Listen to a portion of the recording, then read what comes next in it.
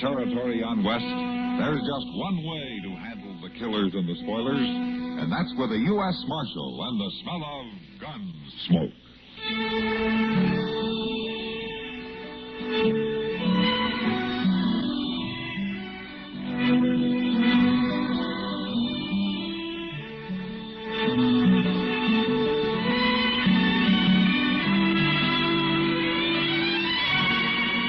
Gunsmoke, starring William Conrad. The story of the violence that moved west with young America. And the story of a man who moved with it. I'm that man. Matt Dillon, United States Marshal. The first man they look for and the last they want to meet. It's a chancy job, and it makes a man watchful. And a little lonely.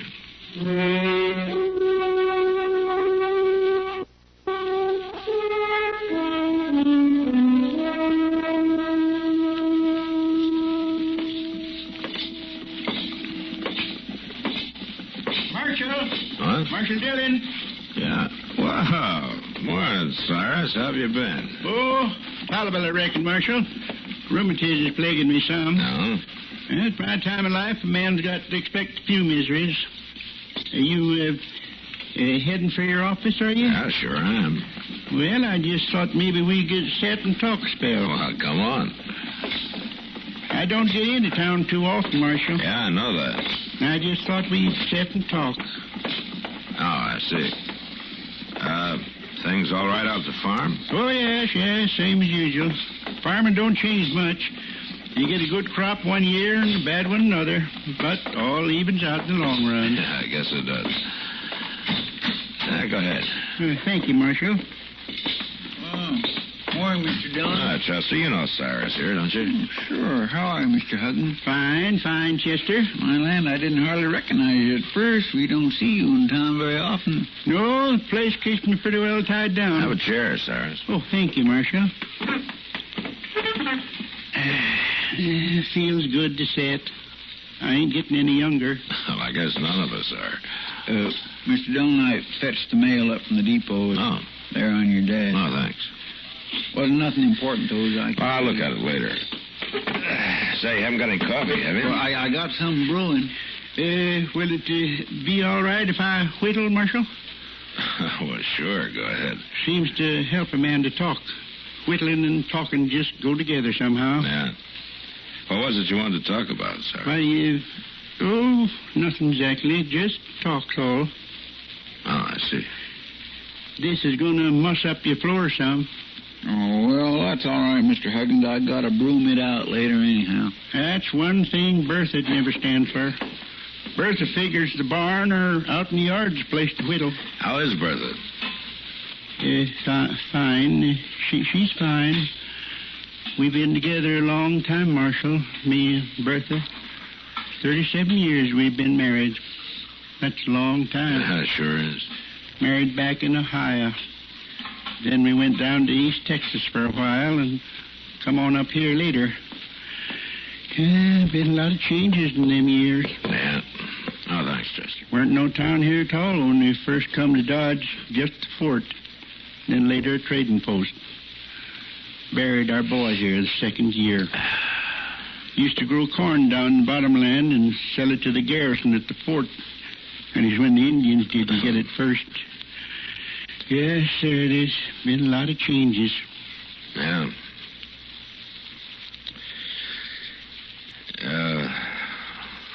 Cyrus, you didn't come clear into town just to sit and talk about the old days, did you?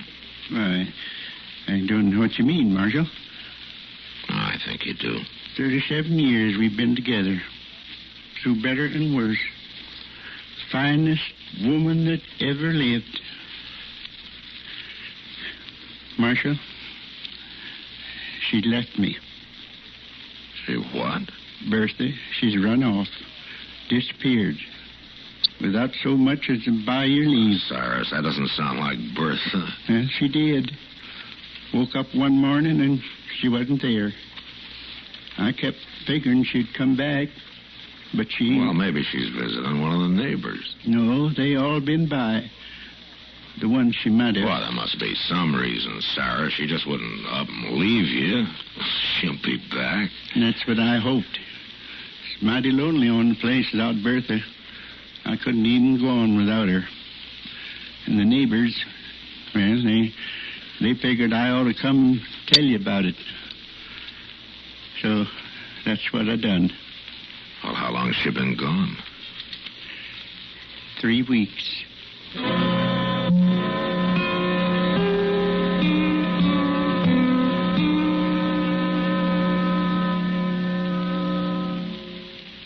Now, just listen a minute, if you will. I've got a little story to tell you. Well, it's not so little. It's sort of a tall tale. It's about Kemp Morgan. Ever heard of him? Well, he was one of the legendary heroes of Oklahoma, or to be more specific, of the oil industry. Seems it was Morgan who first discovered oil in them parts. Now, folks say that old Morgan didn't need divining rods and such to show him where the oil was. No, sir, he'd just follow his nose. Why, he'd just sniff his way across a field. And when he found the right smell coming up out of the ground, that's where he'd plant his well. Old Kemp Morgan didn't need any help planting that well either. No, sir. He was his own crew, old Morgan was. Kemp would dig down as far as he could reach. Then he'd unlimber his sharps and shoot a hole through the bottom of the pit. And talk about fast. Why, that boy would have his derrick up and his oil tanks built before the oil had time to reach the surface. Oh, he was a goer, he was. One time he dug a well so deep that it come out on the other side of the world, right into the middle of a rubber plantation. Down around Brazil it was. For days that well spouted pure rubber. And from Akron, Ohio, that is, took it off Morgan's hands at a nice little profit for old Oil Nose. Yes, sir.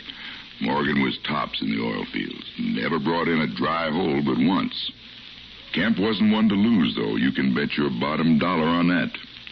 He took that old dry hole, sawed it into lengths, and sold every last one of them to Kansas farmers for fence post holes. Kind of hard to believe, isn't it? Say, isn't it nice being citizens of a country where you can laugh and talk about things free as a breeze? And write and read and worship, too. Yes, sir. Maybe you don't think about it much, but you should.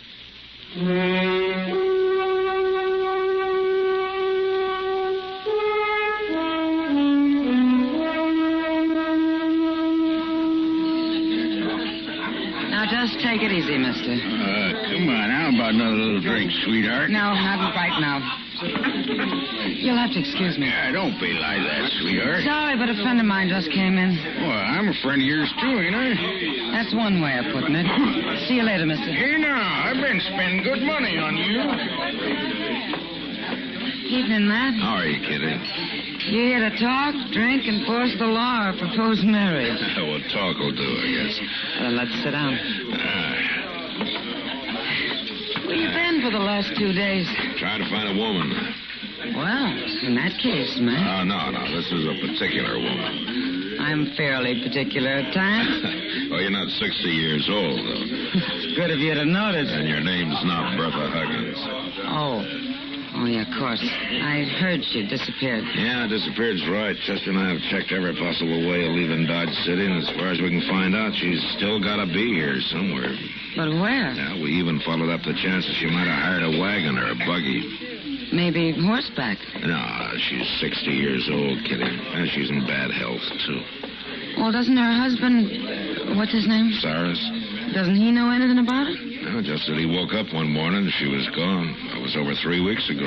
Nobody's seen her since. It's strange. Matt, you don't suppose Cyrus might have... Well... Oh, no, there's no reason to think anything like that. No, I guess not. I imagine he's pretty broke up over it. He sure acts like it. You know, Kitty, he seems 10 years older all of a sudden. He talks vague, half balmy. Well, by golly. A man steps out just long enough to deliver a baby, and he finds somebody trying to steal his girl. Hello, Doc. He's not trying, Doc. More's the pity. Oh, and you're not my girl, Kitty. More's the pity. Oh, why haven't you ever asked me? Oh, you mind if I sit down here, man? Yeah. Seems to me you're already sitting, Doc.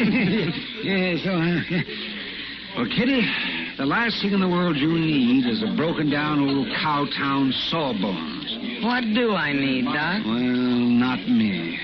Oh, and not this hard-headed, battered-up excuse for a lawman, either. Well, I thought he was in pretty fair shape. Oh, pretty close. He's got so many bullets in him, if you drop him in the water, he'd sink like a rock. You don't say. Sure, he'd say anything to keep from buying a beer. Well, now, I just cannot afford it, Matt.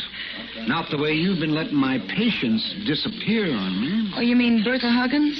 Was she a patient of yours, Doc? You know, come to think of it, Kitty, maybe that's why she ran off. Self-preservation. She better not have done any running. Not in her condition. Oh, was it bad, Doc? It was bad enough. What's wrong with her, Doc? It's easier to say what isn't. Oh, I suppose too many years in the prairie sums it up.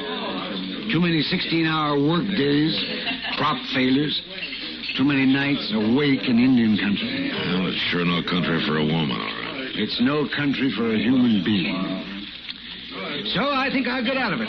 I'll just marry Kitty here and I'll go back and live in Boston. Don't tempt me, Doc. You'll never leave Kitty any more than I will, or Doc here. I guess.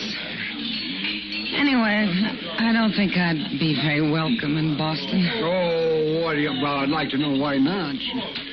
Thanks, Doc. Well, the beer's on the house, boys. I'll go bring it. Well, what do you think's happened to Mrs. Huggins, Mac? Beats me, Doc. Not a soul in town has seen her in the last 3 weeks.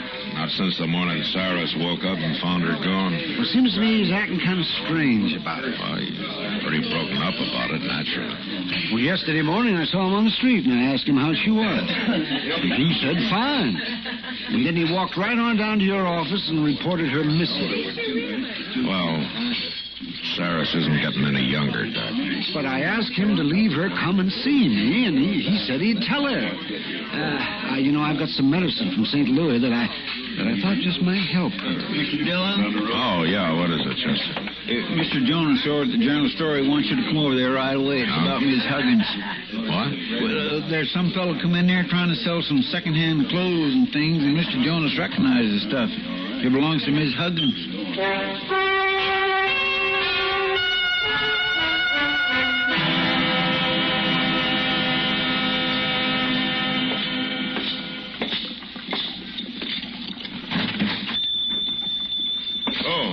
Good evening, Marshal.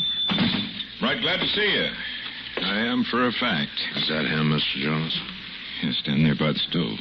He's getting restless, too. Had a hard time keeping him here. I don't see what he's up to. Careful, Marshal. He's wearing a gun under his coat. So am I. Evening, stranger.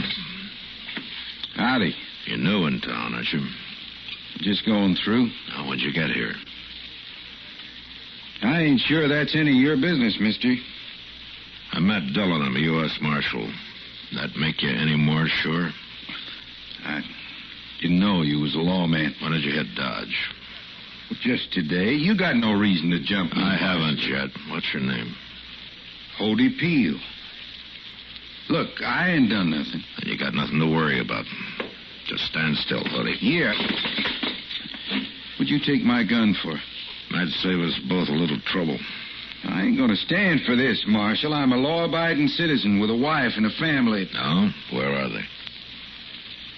We've been camping about 5 miles up the river. I rode into town alone. We've been looking for some land to take up. Homesteader, huh? If I can find a decent piece of land, I am. How long you been camped up there? Around 3 weeks, I guess. Uh-huh. Come on over here to the counter. All right, Marshal. I don't know what you're thinking, Marshal, but you're wrong. I ain't done nothing. This is stuff, Mr. Jonas. Yeah, that's right, Marshal. Now, most of the things, here, like these turtle shell combs and hand mirror and some of the clothes could be anybody's, but this wool shawl and this needlepoint shopping satchel, I've seen Miss Huggins in town with these time and time again. So that's what it's about. Now, you're sure, Mr. Jonas? Well, of course I'm sure. She's had them things for years. Marshal, this stuff was give to us. I didn't steal it. Some farmer stopped us when we drove past his place and give it to us. You know his name? I didn't ask. But it's about 8-10 miles west of town, a place with 2 white barns. That's the Huggins place, Marshal. He's an old fella. Talked kind of crazy. That was about 3 weeks ago. We cut off the trail and drove into his pasture to water our team, and he was there by a little spring. Doing what? And he was busy digging a hole. We didn't hardly notice him at first. And he took us up to the house and give us his stuff. Did you see a woman around the place? No, just him. It was dirt from head to foot. It's kind of funny, that hole he was digging. I remember thinking at the time it looked sort of like a grave.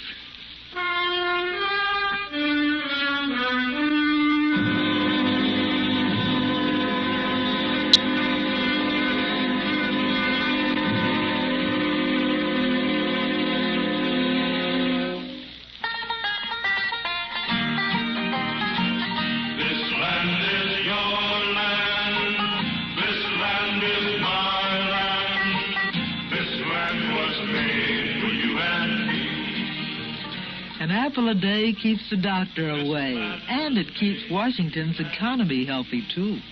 A leader in apple production, raising 1/4 of our nation's supply, the state of Washington could almost be called a gourmet state, for she also leads the West Coast in seafood, and her 5 famous types of salmon lead the world in canned fish commerce.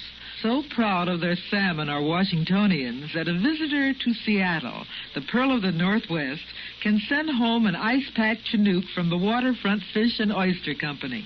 Equally pride-inspiring are the snow-capped Olympics, the lofty Cascades and Mount Rainier. But tourists must be content with sending pictures of these.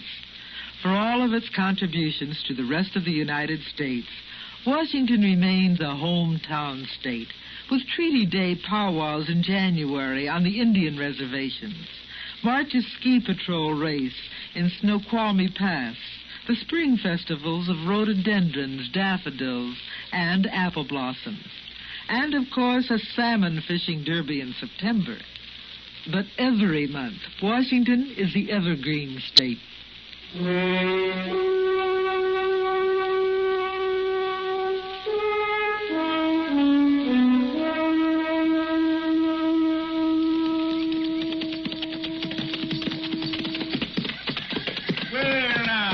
This is quite a surprise, Marshal. Morning, Cyrus.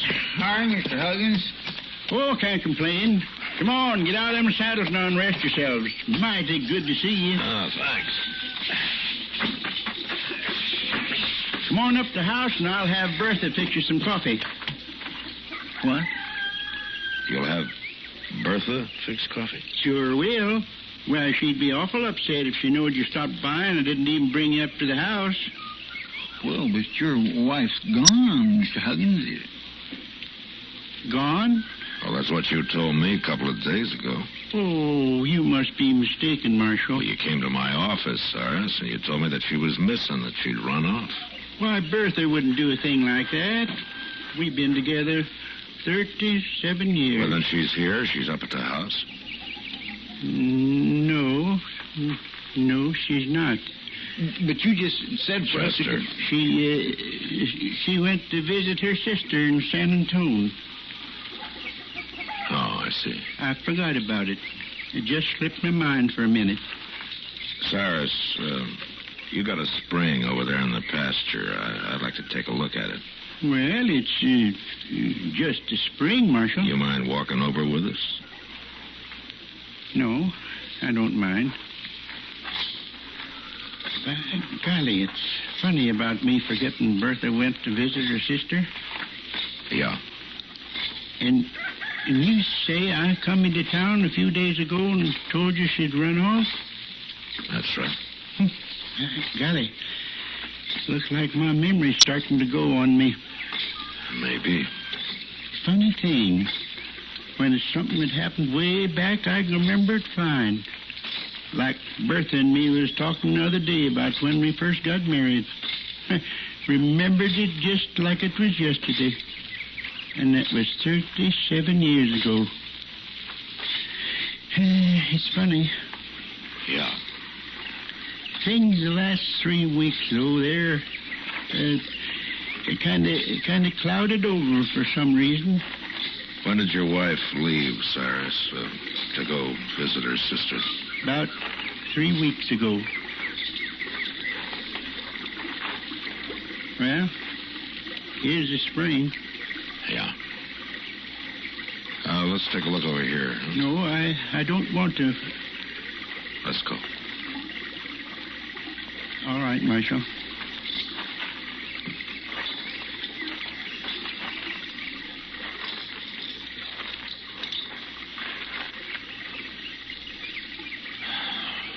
Did you dig this grave, Cyrus?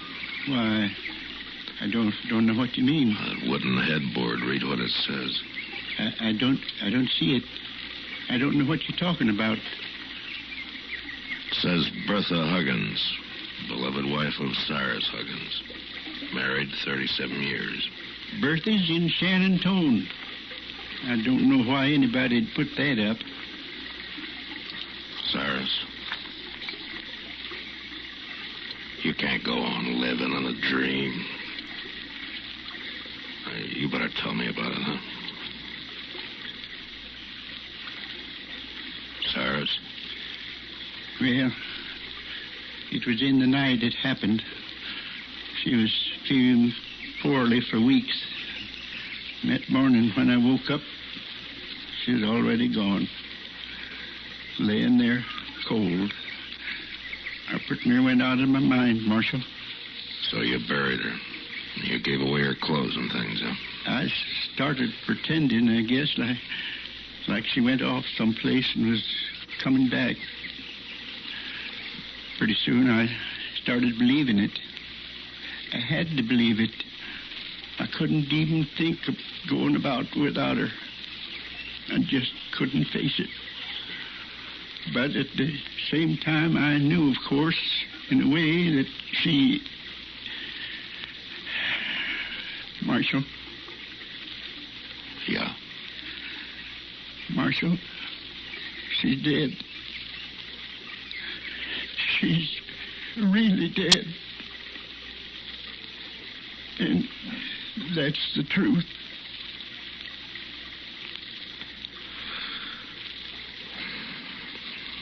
Come on, Chester.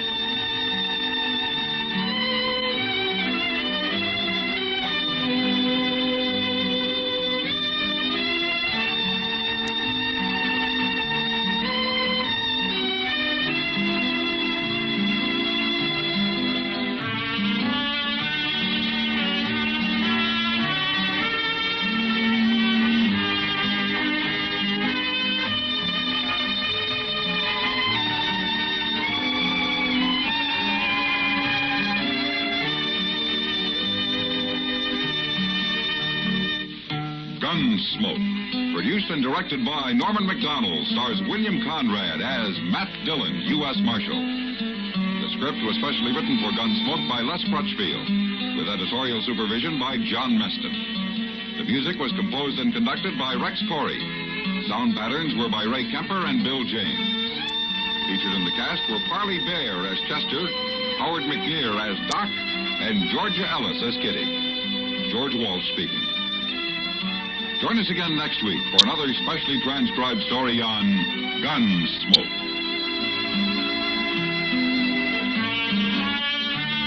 This is the United States Armed Forces Radio and Television Service.